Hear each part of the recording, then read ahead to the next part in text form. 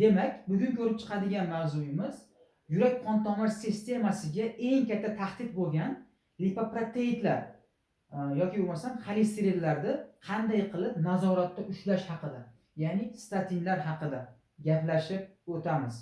Xo'p, qaysi holatda yuqori doza statin berishimiz kerak, qaysi holatda o'rtacha doza berishimiz kerak? Shu haqida qisqacha gaplashib o'tamiz. Demak, birinchi navbatda bemor yurak qon tomir sistemasidagi o'zgarishlar bilan murojaat qilish kerak shifokorga.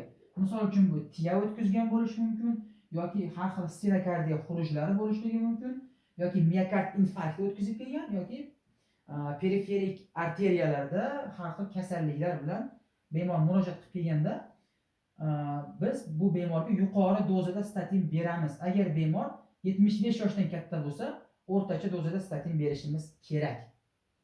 Keyingisi LDL miqdori 190 mg detsilitrdan yuqori bo'lganda, ya'ni past zichlikdagi lipoproteinlar 190 mg detsilitrdan yuqori bo'lganda biz bunga yuqori dozada statin berishimiz kerak bo'ladi. Keyingi holat qandli diabet, unga qo'shilgan 40 yoshdan 75 yoshgacha yosh oralig'i shu yoshda bo'lishi kerak va yurak qon tomir sistemasi kasalliklari foizi 7,5% dan baland bo'lgan holatda.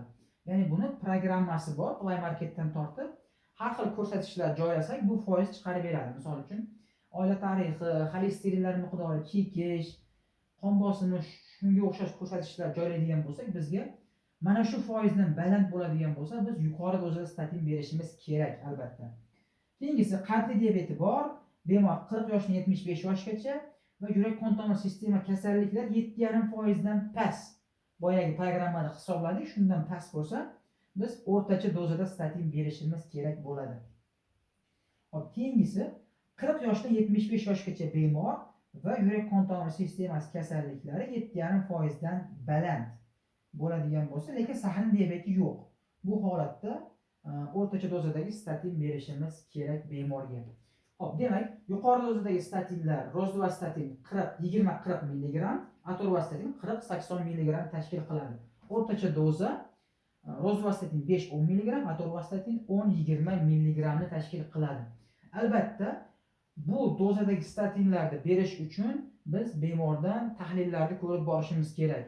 Kreatin kinaza va jigar funksiyasini baholovchi ALT, ASTlarni ko'rib borishimiz kerak.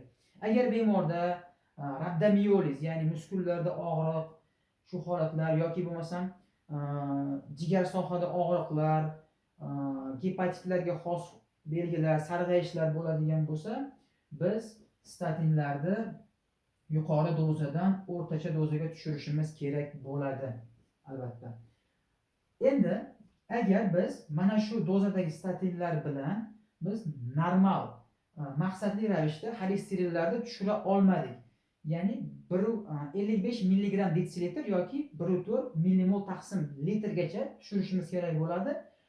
O'sha holatgacha tushira olmasak, biz statinga qo'shimcha ravishda ezetimib qo'shib beramiz bemorga, ezetimib. Agar shu ikki komponentli dori bilan ham biz me'yoriy maqsadli ravishda tushira olmasak, biz unga o't kislota blokatorlari yoki PCSK9 ingibitorlarini qo'shib berishimiz kerak bo'ladi.